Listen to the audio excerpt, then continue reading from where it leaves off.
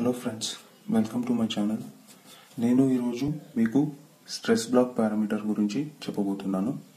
So మీరు ఎక్కడైనా search చేయండి, ఏదైనా హిందీలోగైనా ఇంగ్లీష్లో ఇలా ఉంటుంది. నేను అందుకే ఈరోజు తెలుగులో చెప్పబోతున్నాను. సో ఈ వీడియోని స్కిప్ చేయకుండా ఫస్ట్ నుంచి లాస్ట్ వరకు స్కిప్ చేయకుండా చూడండి. Okay.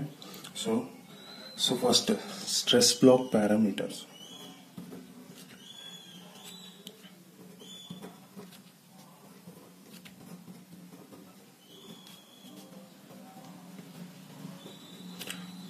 Stress block parameters of the beam. అసలు స్ట్రెస్ బ్లాక్ అంటే ఏంటి? సో స్ట్రెస్ బ్లాక్ అంటే సింపుల్, ఏ బీమ్ లో స్ట్రెస్ డెవలప్ అవుతుంది కదా, దాన్ని గ్రాఫికల్ గా రిప్రజెంటేషన్ చేయడమే stress block parameters. So first of all stress ఎలా వస్తుంది? సో దాన్ని తెలుసుకోవాలంటే మీరు ఆల్రెడీ స్ట్రెంత్ ఆఫ్ మెటీరియల్ చదువుంటారు, అయినా కూడా నేను ఫస్ట్ బేసిక్ నుంచి స్టార్ట్ చేస్తున్నాను. సో ఫస్ట్ స్ట్రెస్ ఎలా వస్తుంది బీమ్ లో? నేనేం చేస్తాను, ఇప్పుడు ఒక బీమ్ ని కన్సిడర్ చేసుకుంటా. సో ఇది ఒక బీమ్, ఓకే. సో ఇది న్యూట్రల్ యాక్సిస్. సో దీనిపైన ఏదో ఒక లోడ్ యాక్ట్ అవుతుంది. ఎంత? యూడిఎల్ అనుకోండి. So intensity is W per unit length, okay. So ఇలా యాక్ట్ అయినప్పుడు సో బీమ్ అనేది ఎలా బెండ్ అవుతుంది? ఇలా బెండ్ అవుతుంది, అవునా? సో ఇలా బెండ్ అయితే ఇది న్యూట్రల్ యాక్సిస్, ఇది న్యూట్రల్ యాక్సిస్. ఎందుకు బెండ్ అవుతుంది అసలు? సో ఇది simply supported beam with UDL కదా. సో ఇలా లోడ్ యాక్ట్ అయితే ఇలా బెండ్ అవుతుంది, ఎందుకంటే బెండింగ్ మూమెంట్ అనేది యాక్ట్ అవుతుంది. సో ఆ బెండింగ్ మూమెంట్ వల్ల బీమ్ లో ఇంటర్నల్ స్ట్రెసెస్ డెవలప్ అవుతుంది. సో అది ఏ టైప్ ఆఫ్ స్ట్రెసెస్ అంటే, సో ఈ న్యూట్రల్ యాక్సిస్ ఉంది కదా, సో దీని పైన ఉన్న పోర్షన్ కంప్రెసివ్ స్ట్రెస్ యాక్ట్ అవుతుంది. సో దీని కింద ఉన్న పోర్షన్ కి టెన్సైల్ స్ట్రెస్ యాక్ట్ అవుతుంది. సో ఇలాంటి స్ట్రెసెస్ ని బెండింగ్ స్ట్రెస్ అంటాం. సో ఇప్పుడు తెలిసింది కదా స్ట్రెస్ ఎలా అనేది ఎలా యాక్ట్ అవుతుంది. సో అలానే సో ఇది ఇప్పుడు తెలిసింది మనకి, ఇక్కడ కంప్రెసివ్ స్ట్రెస్, ఇక్కడ టెన్సైల్ స్ట్రెస్ అనేది. సో ఈ స్ట్రెస్ అనేది ఈ త్రూఅవుట్ ఈ బీమ్ డెప్త్ లో ఎలా వేరియేషన్ అవుతుంది అంటే, ఇక్కడ ఉన్నంత స్ట్రెంత్ ఇక్కడ ఉంటుందా, ఇక్కడ ఉంటుందా, ఇక్కడ ఉంటుందా? సో అది తెలియదు కదా. సో అది తెలుసుకోవాలంటే మేము బెండింగ్ ఈక్వేషన్ ని డెరైవ్ చేసాం స్ట్రెంత్ ఆఫ్ మెటీరియల్స్ లో. అదేంటి? M/I equal to F/Y is equal to E/R. So ఈ ఫార్ములా యూజ్ చేసి అనలైజ్ చేస్తే మనకి స్ట్రెస్ ఎలా వేరీ అవుతుంది త్రూఅవుట్ ది డెప్త్ లో. అంటే బీమ్ ఇలా ఉంది కదా, ఇది cross section of the beam, okay. ఇది న్యూట్రల్ యాక్సిస్. సో అంటే స్ట్రెస్ అనేది ఇక్కడ పైన ఉన్నది కంప్రెసివ్ స్ట్రెస్, ఇక్కడ ఉన్నది టెన్సైల్ స్ట్రెస్. అంటే కంప్రెసివ్ స్ట్రెస్ అనేది ఇక్కడ అంతే ఉంటుందా, అంటే ఇక్కడ నుంచి ఇక్కడ వరకు కాన్స్టెంట్ ఉంటుందా, లేదా ఇక్కడ నుంచి ఇక్కడ వరకు వేరియేషన్ అవుతుందా అనేది ఎలా తెలుస్తుంది? ఈ ఫార్ములాని అప్లై చేస్తే మనకి స్ట్రెస్ వేరియేషన్ అనేది తెలిసిపోతుంది. సో అది ఎలా అవుతుంది స్ట్రెస్ అనేది? సో ఇక్కడ కంప్రెసివ్ జోన్, ఇది టెన్షన్ జోన్, ఇది టెన్షన్, ఇది కంప్రెసివ్ జోన్. సో ఇక్కడ కంప్రెసివ్ స్ట్రెస్ యాక్ట్ అవుతుంది. ఎక్కడ మాక్సిమం ఉంటుంది? టాప్ ఫైబర్ లో మాక్సిమం ఉంటుంది, ఆ తర్వాత జీరో ఉంటుంది. సో ఇక్కడ నుంచి ఇక్కడ వరకు లీనియర్ వేరియేషన్ ఉంటుంది. సో ఇదే ప్రొసీజర్ టెన్సైల్ లో అవుతుంది. సో టెన్సైల్ స్ట్రెస్ అనేది బాటమ్ లో మాక్సిమం ఉంటుంది, zero at the neutral axis, అంటే లీనియర్ వేరియేషన్. సో ఇది స్ట్రెస్ డయాగ్రామ్ ఫర్ బీమ్. ఇది నార్మల్ గా చెప్తున్నా, ఎందుకంటే ఇక్కడ బీమ్ కి మనం ఏ మెటీరియల్ యూజ్ చేస్తున్నామో తెలీదు. సో అలాగే ఈ స్ట్రెస్ డయాగ్రామ్ అనేది depends on the material used in this beam. అంటే ఈ బీమ్ కి కాంక్రీట్ యూజ్ చేస్తే స్ట్రెస్ ప్రొఫైల్ వేరే అవుతుంది, స్టీల్ యూజ్ చేస్తే వేరే అవుతుంది, అల్యూమినియం యూజ్ చేస్తే వేరే అవుతుంది. అంటే అది మెటీరియల్ ప్రాపర్టీస్ మీద డిపెండ్ అవుతుంది. సో ఓకే, ఇది నేను స్ట్రెస్ బీమ్ మీద ఎలా వస్తుంది అనేది చెప్పడానికి ట్రై చేస్తున్నాను, ఓకే. సో ఇప్పుడు మీకు ఒక క్లారిటీ వచ్చింది. సో బీమ్ లో స్ట్రెస్ అనేది ఎలా వస్తుంది, స్ట్రెస్ ఎలా వేరియేషన్ అవుతుంది. సో ఇదే కాన్సెప్ట్ ని మేము ఆర్సీసీ బీమ్ డిజైన్ లో యూజ్ చేస్తాం, ఓకే. ఇప్పుడు మీకు స్ట్రెస్ అనేది బీమ్ లో ఎలా యాక్ట్ అవుతుంది తెలిసింది. ఇప్పుడు ఏంటి, మీరు బీమ్ డిజైన్ చేయాలంటే స్ట్రెస్ బ్లాక్ అంటే చాలా చాలా ఇంపార్టెంట్. సో అది ఫస్ట్ ఎలా రాయాలో నేర్చుకోవాలి, ఓకే. సో ది టాపిక్ ఏంటి అంటే how to write stress black.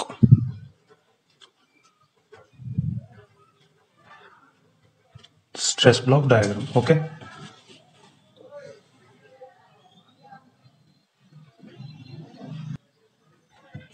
So how to write stress block. So నార్మల్గా మేము బీమ్కి క్రాస్ సెక్షన్ షేప్ ఏముంటుంది, రెక్టాంగులర్ అయినా స్క్వేర్ అయినా ఉంటుంది. సో ఫస్ట్ ఏంటి, బీమ్ క్రాస్ సెక్షన్ రాసుకోవాలి. ఎలా, ఇక్కడ చూడండి నేను రాస్తాను. సో ఇది beam the cross section. Okay, so width ఏంటి,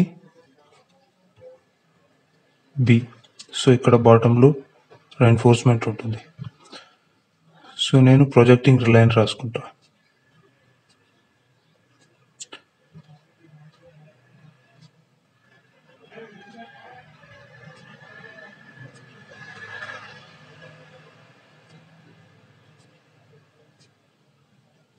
ఓకే, ఇప్పుడు ఎఫెక్టివ్ డెప్త్ అంటే ఈ centre of the bar centre నుంచి ఇక్కడి వరకు ఉన్న డిస్టెన్స్ ఏంటి, ఎఫెక్టివ్ డెప్త్ అంటాం. That is small d.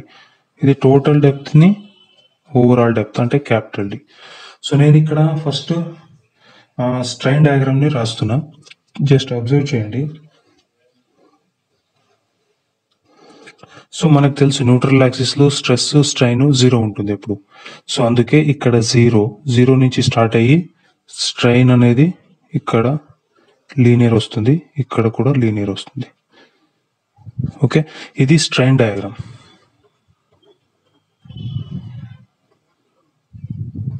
ఇది స్ట్రైన్ డయాగ్రామ్. ఓకే, సో ఇక్కడ ఇంటెన్సిటీ ఎంత, ఇది ఎప్సిలాన్ సి అంటే స్ట్రైన్ ఇన్ కాంక్రీట్ ఎంత, 0.0035. ఇది స్ట్రైన్ ఇన్ స్టీల్, ఇది 0.002 ప్లస్ 0.87 FY/ES. సో నేను ఇది చెప్తాను ఇండివిజువల్ పారామీటర్ ఎలా వచ్చింది అని. సో ఫస్ట్ ఏంటి, మీరు ఇది ఎలా డ్రా చేయాలి నేర్చుకోండి ఫస్ట్. ఇది స్ట్రెయిన్ ప్రొఫైల్ అయింది. ఇప్పుడు స్ట్రెస్ కి ఏంటి ఏమొస్తుంది,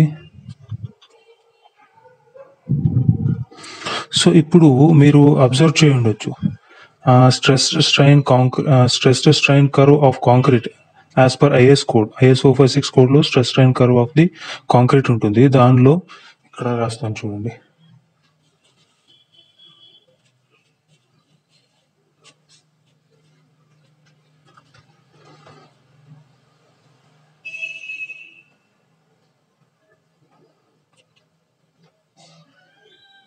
ఇది 0.001, 0.002, 0.003 ఇలా ఉంటుంది. సో అకార్డింగ్ టు IS 456 ప్రకారం ఎలా ఉంటుంది,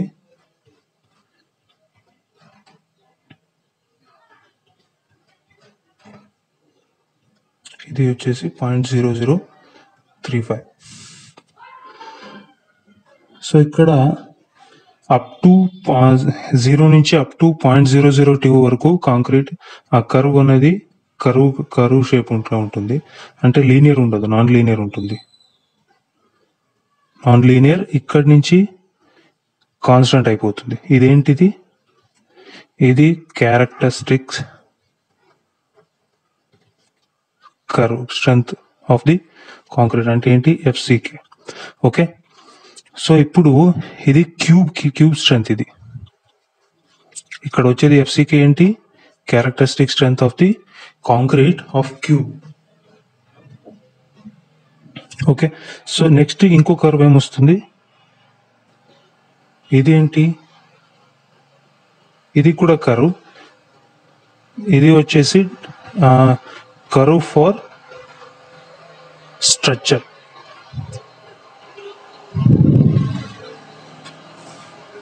కర్వ్ ఫర్ స్ట్రక్చర్.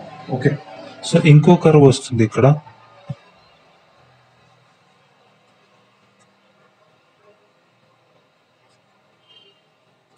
ఇది డిజైన్ కర్వ్ అంటారు.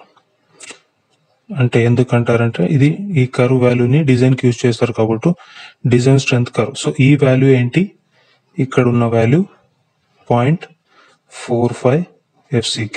ఎలా? సో ఇది characteristic strength of the cube ఏంటి అంటే, మీరు క్యూబ్ ని వాటర్ లో ఇమ్మర్స్ చేసి 28 days వరకు ఇమ్మర్స్ చేసి క్యూరింగ్ చేస్తారు కాబట్టి దాని ఎఫ్సికే అంటే క్యారెక్టరిస్టిక్ స్ట్రెంత్ 100% వస్తుంది. సో అంటే క్యూబ్ వాల్యూ ఏంటి 150 mm. సో మీరు స్ట్రక్చర్స్ లో అదే సైజ్ యూజ్ చేయరు. క్యూబ్ సైజ్ అక్కడ క్యూబ్ సైజ్ లో 150 mm యూజ్ చేస్తారు, ఇక్కడ సైజ్ వేరియేషన్ అవుతుంది. దీనివల్ల స్ట్రెంత్ రెడ్యూస్ అవుతుంది స్ట్రక్చర్ లో కూడా. సో అందుకే ఏం చేస్తారు, ఈ క్యారెక్టరిస్టిక్ స్ట్రెంత్ ఫర్ స్ట్రక్చర్ కి ఏం చేస్తారు, పార్షియల్ సేఫ్టీ ఫ్యాక్టర్ ని డివైడ్ చేస్తారు. అంటే FCK divide by partial safety factor for curve ఎంత, partial safety factor for concrete 1.5. So ఇది ఏమొస్తుంది 0.67 ఎఫ్సికే వస్తుంది. సో ఈ వాల్యూ ఏంటి 0.67 ఎఫ్సికే, 0.67 ఎఫ్సికే. సో ఇది ఏంటి ఇప్పుడు డిజైన్ కి, అంటే మీరు ఏదైనా స్ట్రక్చర్ డిజైన్ చేసేటప్పుడు ఇదే డైరెక్ట్ వాల్యూని తీసుకోకూడదు. ఎందుకంటే స్ట్రక్చర్ లో ఉన్నది సేఫ్టీ కోసం ఏం చేస్తారు, అగైన్ డిజైన్ కర్వ్ కి 0.67 FCK divide by partial safety factor ఎంత 1.5, అప్పుడు ఏమొస్తుంది 0.45 ఎఫ్సికే వస్తుంది. Okay, so this is the design stress in the concrete. So ఇదే ఇక్కడ వస్తుంది, ఈ వాల్యూ ఎంత 0.45 ఎఫ్సికే. ఓకే, సో ఆ తర్వాత ఇక్కడ అబ్జర్వ్ చేయొచ్చు మీరు, ఇక్కడ 0.02 నుంచి అన్ని కర్వ్ 0.02 నుంచి 0.0035 వరకు కాన్స్టెంట్ ఉంటుంది. అంటే ఇది ఇక్కడ 0.0035, ఇక్కడ 0.002 ఉంటుంది. ఓకే, సో అంటే ఇక్కడ నుంచి ఇక్కడ వరకు stress diagram is constant. So ఇక్కడ నుంచి ఇక్కడ వరకు పారాబోలా అవుతుంది. ఓకే, ఇది స్ట్రెస్ డయాగ్రామ్. ఓకే, సో ఇక్కడ ఏంటి అంటే ఇక్కడ ఒక కంప్రెసివ్ ఫోర్స్ యాక్ట్ అవుతుంది, సో ఇక్కడ ఒక టెన్షనల్ ఫోర్స్ యాక్ట్ అవుతుంది. సో ఇది కంప్రెసివ్ ఫోర్స్ ఎందుకంటే ఈ టోటల్ జోన్ లో ఇది కంప్రెషన్ జోన్, ఇది కంప్రెషన్ జోన్, ఇది టెన్షన్ జోన్. ఈ కంప్రెషన్ జోన్ లో ఫోర్స్ ఏం యాక్ట్ అవుతుందో దాన్ని సియు అంటాం. C U means what, ultimate compressive stress. Okay, అది ఈ పోర్షన్ లో యాక్ట్ అవుతుంది. సో ఇక్కడ స్ట్రెస్ డయాగ్రామ్ రాలేదు ఎందుకంటే మీరు అజంప్షన్స్ లో చూడండి, the tensile strength of the concrete is ignored. So అంటే ఇక్కడ కాంక్రీట్ ది టెన్సైల్ స్ట్రెస్ లేనప్పుడు ఇక్కడ స్ట్రెస్ డయాగ్రామ్ కూడా రాదు. సో ఇక్కడ వచ్చే టోటల్ టెన్సైల్ ఫోర్స్ ని స్టీల్ రెన్ఫోర్స్మెంట్ తీసుకుంటుంది కాబట్టి ఇక్కడ స్టీల్ కి టెన్సైల్ ఫోర్స్ ని కన్సిడర్ చేస్తున్నారు. ఇది ఎంత టీ, ఇది వాల్యూ ఎంత 0.87 ఎఫ్ బై ఏఎస్టీ. ఇప్పుడు T is equal to, that is the total tensile force in the steel, అంటే ఎంత 0.87 F by AST. సో ఈ వాల్యూ ఎలా వచ్చింది చూద్దాం ఇప్పుడు. సో అది తెలుసుకోవాలంటే మీరు ఇక్కడ కాంక్రీట్ కి ఏం చేశారు కదా, సో అంటే FCK characteristic strength divide by partial safety factor అంటే ఏమొచ్చింది 0.67 FY. సో అంటే స్టీల్ ఎంత వస్తుంది క్యారెక్టరిస్టిక్ స్ట్రెంత్ FY. సో అంటే partial safety factor for steel ఎంత 1.15. ఇది చేస్తే మీకు 0.87 FY వస్తుంది. సో ఇది ఏంటి total tensile stress in the steel. So ఇక్కడ మీరు డ్రా చేసింది ఏంటి టెన్సైల్ ఫోర్స్, క్యాపిటల్ T అంటే ఏంటి టెన్సైల్ ఫోర్స్. అంటే ఫోర్స్ కి ఫార్ములా ఏమొస్తుంది స్ట్రెస్ ఇంటూ ఏరియా. సో ఇదేంటిది stress into area of the steel. AST means what, area of tensile steel. Stress into area చేస్తే టోటల్ టెన్సైల్ ఫోర్స్ వస్తుంది. Okay, so ఇది ఇలా రాయాలి స్ట్రెస్ బ్లాక్ పారామీటర్స్. సో ఇక్కడ మీకు ఇంకో డౌట్ రావచ్చు, ఇక్కడ టీ టెన్సైల్ ఫోర్స్ తెలుసు, స్ట్రెస్ తెలుసు, అన్ని తెలుసు. ఇక్కడ స్ట్రెయిన్ మాక్సిమం స్ట్రెయిన్ తెలుసు, స్ట్రెయిన్ ఇన్ ద స్టీల్ కూడా తెలిసింది 0.002 plus 0.87 FY by ES. Okay, so ఇక్కడ CU అంటే ఏంటి కంప్రెసివ్ ఫోర్స్. ఈ వాల్యూ ఏంటి 0.36 FCK B into XU. Okay, ఈ వాల్యూ ఎలా వచ్చింది అది చూద్దాం ఇప్పుడు. సో అది తెలుసుకోవాలంటే నేను ఆల్రెడీ ఒక డయాగ్రామ్ రాసి పెట్టాను. సో జస్ట్ ఇది అబ్జర్వ్ చేయండి. ఓకే, సో ఇది బీమ్ క్రాస్ సెక్షన్, ఇది స్ట్రెయిన్ డయాగ్రామ్, ఇది స్ట్రెస్ డయాగ్రామ్, ఇది కూడా స్ట్రెస్ డయాగ్రామే. కానీ ఇక్కడ CUని క్యాల్కులేట్ చేయాలంటే మీరేం చేయాలి, ఇక్కడ స్ట్రెస్ ప్రొఫైల్ ని డివైడ్ చేసుకోవాలి. ఒకటి రెక్టాంగులర్ పోర్షన్, ఇంకొకటి ఏంటి పారాబోలిక్ పోర్షన్. సో ఇది C1 అంటారు, ఇది C2 అంటారు. సో అంటే ఏంటి CU అంటే ఏంటి C1 plus C2. Okay, Cu అంటే C1 ప్లస్ C2. C1 ఏమొస్తుంది? సో ఇక్కడ C1 ఇది మీకు తెలిసి ఉండాలి. ఇది ఇప్పుడు stress diagram, graphical representation of stress మనకి తెలుసు. ఆ డయాగ్రామ్ యూస్ చేసుకొని మీరు టోటల్ ఫోర్స్ క్యాలిక్యులేట్ చేయొచ్చు. అంటే ఇక్కడ rectangular portion the stress diagram ఇది దీన్ని యూస్ చేసుకొని ఈ టోటల్ ఫోర్స్ ని క్యాలిక్యులేట్ చేయొచ్చు. అది C1. సో ఎలా అంటే ఇది C1 అంటే ఏంటి? Force is equal to stress into area. C1 is equal to stress ఏమొస్తుంది? 0.45 FCK వస్తుంది. సో ఇదే value stress value into area ఏమొస్తుంది? సో ఈ ఏరియా అంటే B ఇంటూ డెప్త్ ఏమొస్తుంది? సో ఆ డెప్త్ క్యాలిక్యులేట్ చేయలేదు. సో ఆ డెప్త్ ఇదంతా 0.42 times of XU. 0.42 times of XU. So B into 0.42 times of XU. So నేను ఇది చెప్తాను, ఇది 0.42 టైమ్స్ ఆఫ్ XU ఎలా వచ్చింది అని చెప్తాను. ఓకే, సో ఇది వచ్చేసి C1 ప్లస్ C2. ఈ C2 ఏంటి? ఇది కూడా ఏరియా తీసుకోవాలి. స్ట్రెస్ డయాగ్రామ్ ది ఏరియా ఏమొస్తుంది? పారాబోలిక్ ఏరియా అంటే 2/3 of base is B into height is ఇది 0.42 అంటే ఇది 0.51 సంథింగ్ ఏమో వస్తుంది. So 0.51 times of XU. Okay, into ఇది వచ్చేసి ఏరియా ఇంటూ స్ట్రెస్ మల్టిప్లై చేయాలి కదా. So 0.45 times of FCQ. So ఇది C1 అండ్ C2. సో దీన్ని సింప్లిఫై చేస్తే మీకు CU వాల్యూ ఏమొస్తుంది? 0.36 FCK B ఇంటూ XU. ఈ వాల్యూ వస్తుంది. ఇదే ఫోర్స్ ఇక్కడ.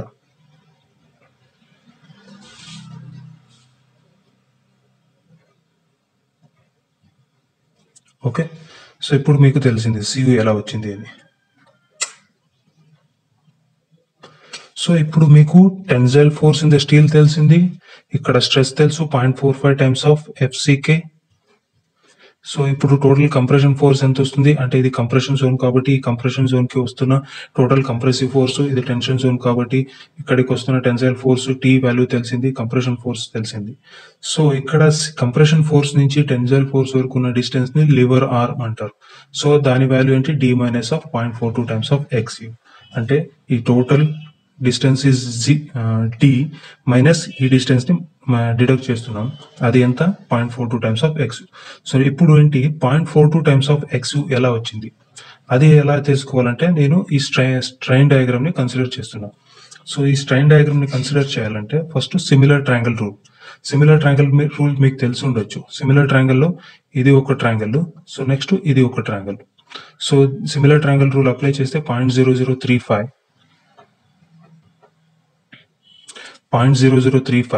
divided by this height ఎంత? XU is equal to next to 0.002. So ఇది 0.002 divided by ఈ డిస్టెన్స్ ని నేను A అని కన్సిడర్ చేసుకుంటా జస్ట్ సింప్లిఫికేషన్ కోసం. సో మనకి ఏ డిస్టెన్స్ కావాలి? So A is equal to 0.002 into XU divided by 0.0035. So అప్పుడు క్యాలిక్యులేట్ చేస్తే మీకు, సో ఇది క్యాలిక్యులేట్ చేస్తే మీకు 0.57 XU వస్తుంది. అంటే ఏ వాల్యూ 0.57 అంటే XU దీంట్లో XUలో ఇది మైనస్ చేస్తే 0.42 టైమ్స్ ఆఫ్ XU వస్తుంది అంత. సో ఏ వాల్యూ ఎంత? 0.45. సో ఈ వాల్యూ కావాలంటే 1 మైనస్ 0.57 చేస్తే మీకు 0.42 టైమ్స్ ఆఫ్ XU వస్తుంది. ఓకే, సో ఇప్పుడు తెలిసింది కదా మీకు. ఇప్పుడు మనకున్న అవైలబుల్ టర్మ్స్ ఏంటి? సో స్ట్రెస్ బ్లాక్ లో మీకు మాక్సిమం స్ట్రెయిన్ తెలుసు, తర్వాత స్ట్రెయిన్ ఇన్ స్టీల్ కూడా తెలిసింది. సో నెక్స్ట్ ఏంటి? మినిమం స్ట్రెయిన్ కూడా తెలుసు. స్ట్రెస్ కి వస్తే ఇక్కడ కంప్రెషన్ ఫోర్స్ తెలుసు, టెన్సైల్ ఫోర్స్ తెలుసు, తర్వాత లివర్ ఆర్మ్ డిస్టెన్స్ కూడా తెలిసింది. సో ఇప్పుడు ఏం చేయాలి? ఈ CU యాక్ట్ అవుతుంది కదా, దీని లొకేషన్ అంటే ఇక్కడ నుంచి ఏ డిస్టెన్స్ లో CU యాక్ట్ అవుతుంది అంటే ultimate compressive stress a distance లో యాక్ట్ అవుతుంది అని క్యాలిక్యులేట్ చేయాలంటే సో మీరు మూమెంట్ కన్సిడర్ చేయాలి. C1 అండ్ C2 మూమెంట్, ఈ C1 C2 ఫోర్స్ ఉంటాయి కదా, దీని moment up to the top fibre is equal to moment of this ultimate compression forces about the top fibre. ఇది కండిషన్. మీరు ఇది చేస్తే మళ్ళీ మీకు 0.42 టైమ్స్ ఆఫ్ ఎక్స్యూనే వస్తుంది. సో నాకు అనిపించింది ఇది చేయడం నెసెసిటీ లేదని. సో అంటే ఇది 0.42 టైమ్స్ ఆఫ్ ఎక్స్యూనే వస్తుంది డిస్టెన్స్. సో ఏంటి ఇప్పుడు మనకి టెన్షన్ ఫోర్స్ తెలిసింది, లివర్ ఆర్మ్ డిస్టెన్స్ తెలిసింది, టోటల్ కంప్రెసివ్ ఫోర్స్ తెలిసింది, తర్వాత location of this compressive force that is 0.42 times of ఎక్స్యూ ఇది తెలిసింది.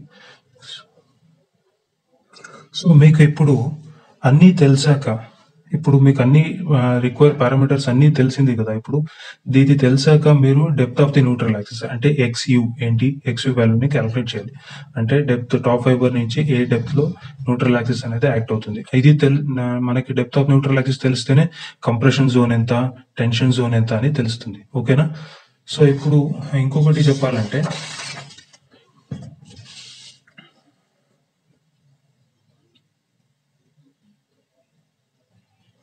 సో ఇక్కడ న్యూట్రల్ యాక్సిస్ డెప్త్ లో టూ టైప్స్ గా కన్సిడర్ చేసుకుంటాం అనాలిసిస్ కి.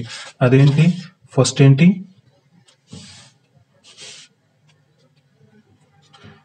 Limiting depth of neutral axis, ఇంకొకటి ఏంటి actual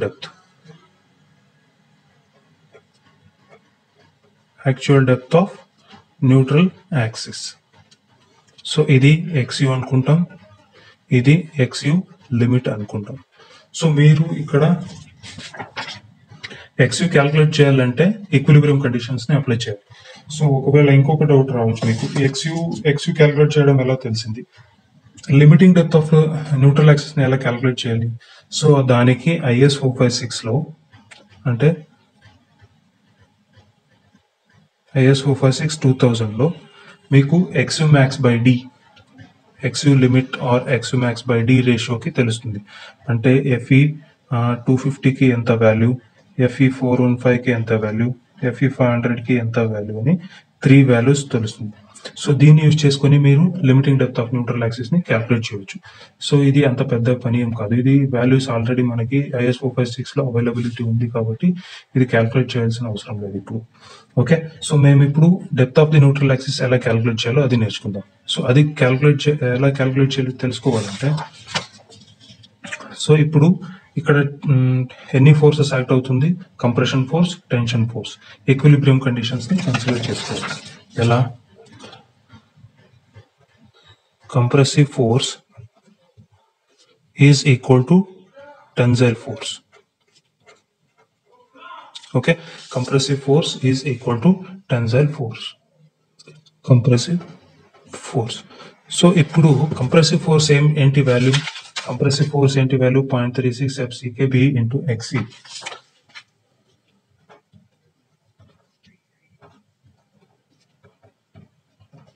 Okay, is equal to tensile force ఏంటి 0.87 FY/AST. Okay, 0.87 FY/AST.